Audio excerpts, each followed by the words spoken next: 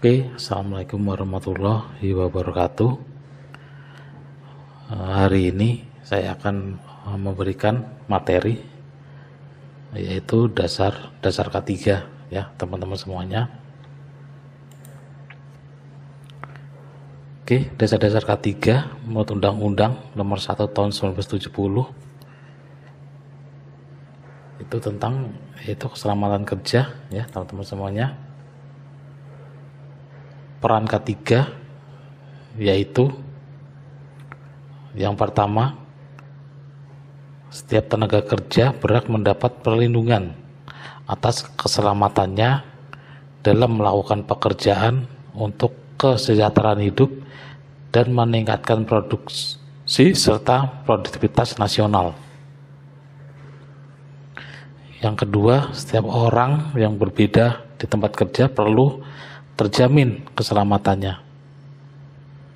Yang ketiga, setiap sumber produksi perlu dipakai dan dipergunakan secara aman dan efisien. Yang keempat, untuk mengurangi biaya perusahaan jika terjadi kecelakaan kerja dan penyakit akibat hubungan kerja karena sebelumnya sudah ada tindakan antisipasi dari perusahaan. Ini merupakan yaitu peran-peran K3. Sasaran dari K3 adalah yang pertama yaitu menjamin keselamatan operator dan orang lain. Yang kedua, menjamin penggunaan peralatan aman dioperasikan. Yang ketiga, menjamin proses produksi aman dan lancar. Ini merupakan saran-saran dari K3.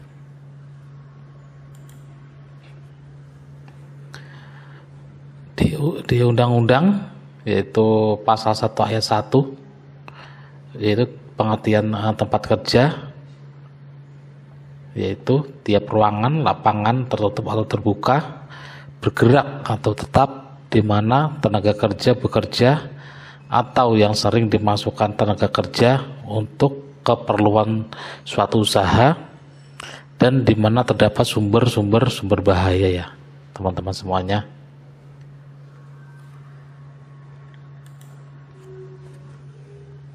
Nah, di pasal 1 ayat 2 yaitu pengurus ialah orang atau badan hukum yang menjalankan suatu usaha milik sendiri dan untuk keperluan itu mempergunakan tempat kerja. Pengertian lain dari pengurus yaitu orang atau badan hukum yang secara berdiri sendiri menjalankan suatu usaha bukan miliknya dan untuk keperluan itu mempergunakan tempat kerja. Itu sesuai dengan pasal 1 ayat 2.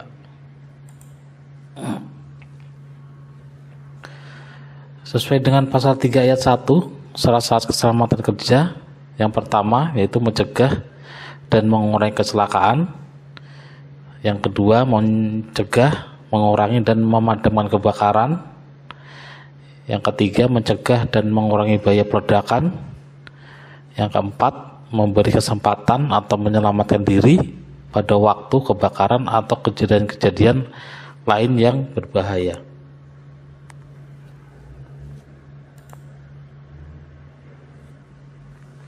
Yang kelima, yaitu memberi pertolongan pada kecelakaan. Yang keenam, memberi alat-alat pelindung diri pada para pekerja. Yang ketujuh, memperoleh keserasian antara tenaga kerja, alat kerja, lingkungan, cara dan proses kerja. Selanjutnya, mengamankan dan memperlancar pekerjaan bongkar muat, perlakuan dan penyimpanan barang. Selanjutnya, yaitu mencegah terkena aliran listrik yang berbahaya, menyesuaikan dan menyempurnakan pengaman pada pekerjaan yang berbahaya menjadi bertambah tinggi ya teman-teman semuanya.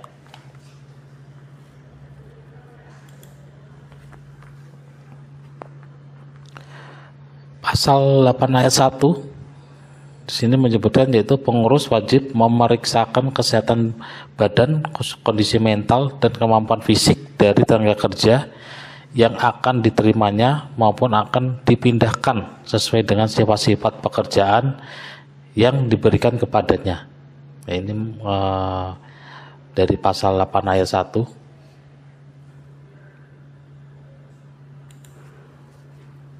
Pasal 9 ayat 1 yaitu pengurus diwajibkan menunjukkan dan menjelaskan pada tiap tenaga kerja yang pertama yaitu kondisi-kondisi dan bahaya-bahaya serta yang dapat ditemukan dalam tempat kerjanya. Selanjutnya, semua pengamanan dan alat-alat perlindungan yang diharuskan dalam tempat kerjanya. Yang ketiga, alat-alat pelindung diri bagi tenaga kerja yang bersangkutan. Selanjutnya, cara-cara dan sikap yang aman dalam melaksanakan pekerjaannya.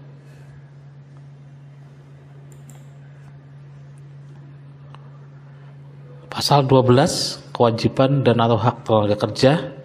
Yang pertama yaitu memberi keterangan yang benar bila diminta oleh pegawai, pengawas atau ahli keselamatan kerja.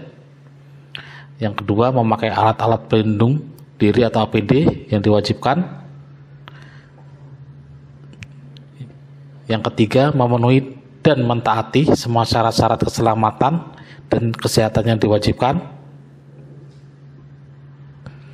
Selanjutnya, meminta pada pengurus agar melaksanakan semua syarat-syarat keselamatan dan kesehatan yang diwajibkan.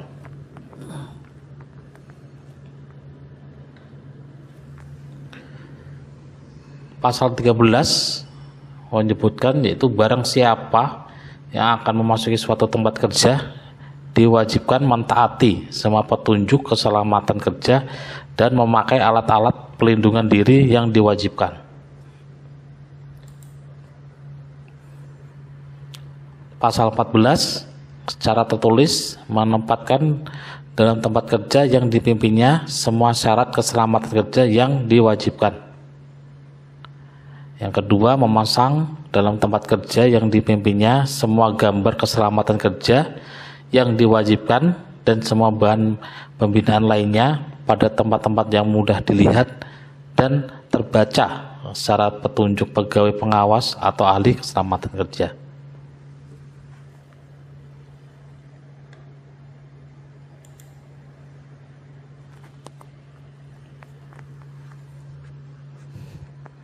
Ketiga adalah suatu upaya guna memperkembangkan kerjasama, saling pengertian, dan partisipasi efektif dari pengusaha atau pengurus dan tenaga kerja dalam tempat-tempat kerja untuk melaksanakan tugas dan kewajiban bersama di bidang keselamatan, kesehatan, dan keamanan kerja dalam rangka melancarkan usaha berproduksi.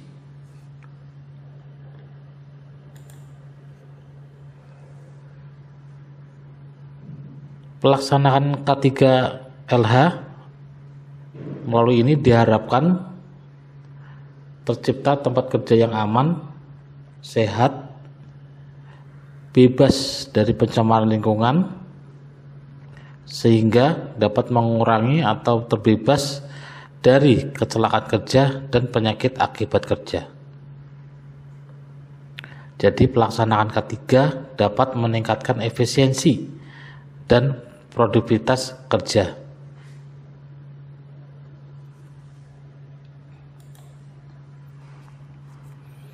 Keselamatan kerja yang pertama yaitu bagian dari pekerjaan yang dilakukan secara benar. Yang kedua, bebas dari resiko yang dapat mengakibatkan cedera.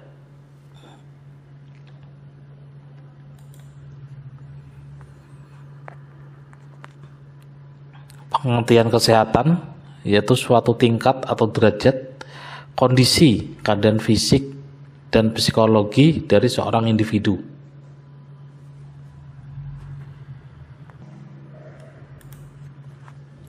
Bahaya yaitu semua sumber, situasi atau aktivitas yang berpotensi menimbulkan cedera, kecelakaan kerja dan atau penyakit akibat kerja atau PAK. Itu bahaya.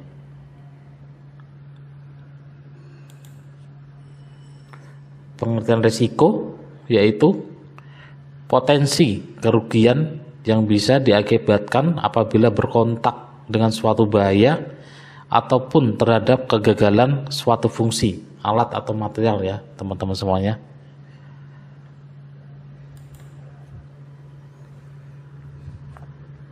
Kecelakaan yaitu kejadian tidak diinginkan yang menyebabkan kematian, sakit, cedera, kerusakan atau kerugian lainnya.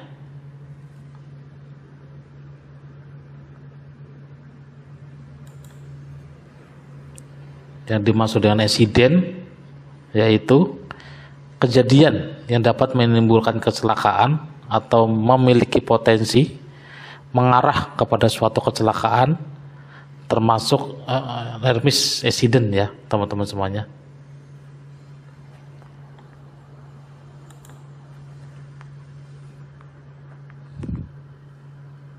Penyebab kecelakaan kerja yang pertama yaitu biasanya unsafe action, bahaya timbul karena perbuatan atau perilaku pekerja yang tidak aman.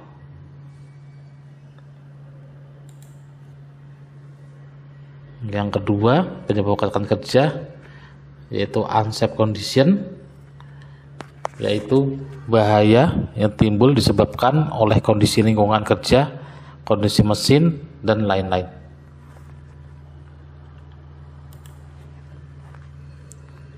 Bahaya potensial ketiga meliputi yang pertama yaitu fisik ya, contohnya tersandung, terpeleset, jatuh, terjepit, tertabrak, kejatuhan objek, dan lain-lain. Untuk kimia biasanya contohnya iritasi, keracunan. Ergonomi contohnya penerangan kurang ya, alat tidak sesuai, pekerjaan tidak sesuai dengan pekerjanya, dan lain-lain.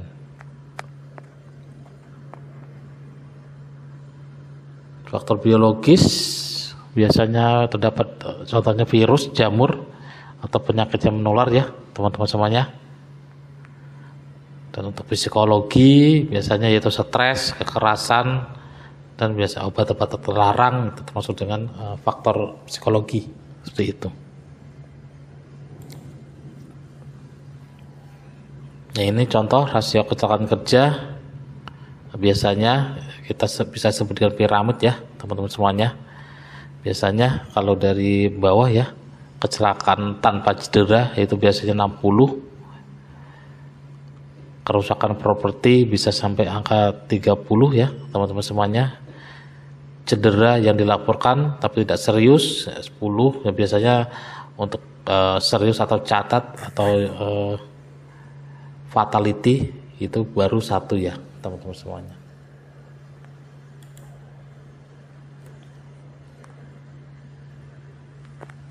Hierarki pengendalian risiko bisanya kita ada 5 ya teman-teman semuanya. Yang pertama eliminasi, substitusi, rekayasa engineering, administratif, dan terakhir APD. Eliminasi yaitu pengendalian risiko dengan menghilangkan proses atau material yang mengandung bahaya potensial.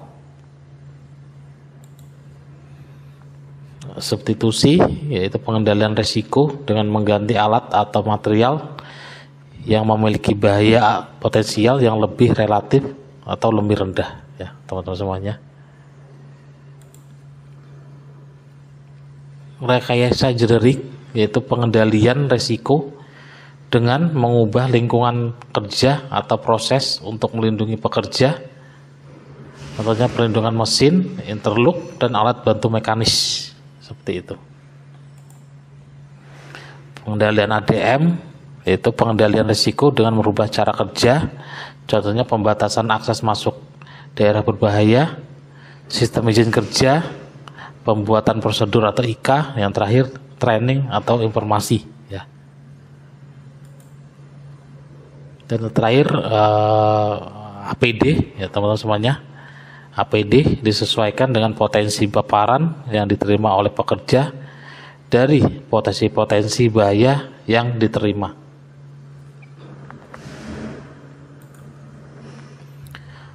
Tujuan dan manfaat alat pelindung diri atau APD. Yang pertama yaitu melindungi tenaga kerja apabila usaha rekayasa engineering dan administratif tidak dapat dilakukan dengan baik. Yang kedua, meningkatkan efektivitas dan produktivitas kerja. Yang ketiga, menciptakan lingkungan kerja yang aman. Dan manfaatnya, yang pertama yaitu untuk melindungi saluran atau sebagian tubuhnya terhadap kemungkinan adanya potensi bahaya kecelakaan kerja. Yang kedua yaitu mengurangi resiko akibat kecelakaan. Fungsi alat pelindung kepala, yang pertama topi pelindung pengam atau safety helmet ya, untuk melindungi kepala dari benda keras, pukulan dan benturan, terjatuh dan terkena arus listrik. Tutup kepala biasanya untuk melindungi kepala dari kebakaran atau korosi, uap-uap, panas atau dingin. Head atau cap ya, untuk melindungi kepala dari kotoran debu atau tangkapan mesin-mesin yang berputar.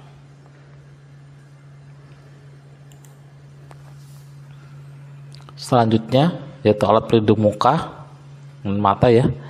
Yang pertama yaitu melindungi muka dan mata dari lemparan benda-benda kecil. Yang kedua lemparan benda-benda panas, dan yang terakhir yaitu untuk pengaruh cahaya ya teman-teman semuanya. Masker, contohnya masker N95 ya. Masker ini dapat menyerap 95% dari seluruh partikel yang berada di udara. Gunakan masker harus benar-benar rapat sehingga tidak ada celah bagi udara luar untuk masuk ya teman-teman semuanya.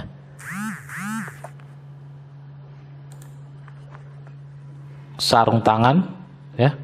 Sarung tangan berguna sebagai alat pelindung tangan ketika bekerja di tempat atau kondisi yang bisa mengakibatkan cedera tangan. Bahan dan bentuk sarung tangan disesuaikan dengan fungsi masing-masing pekerjaannya.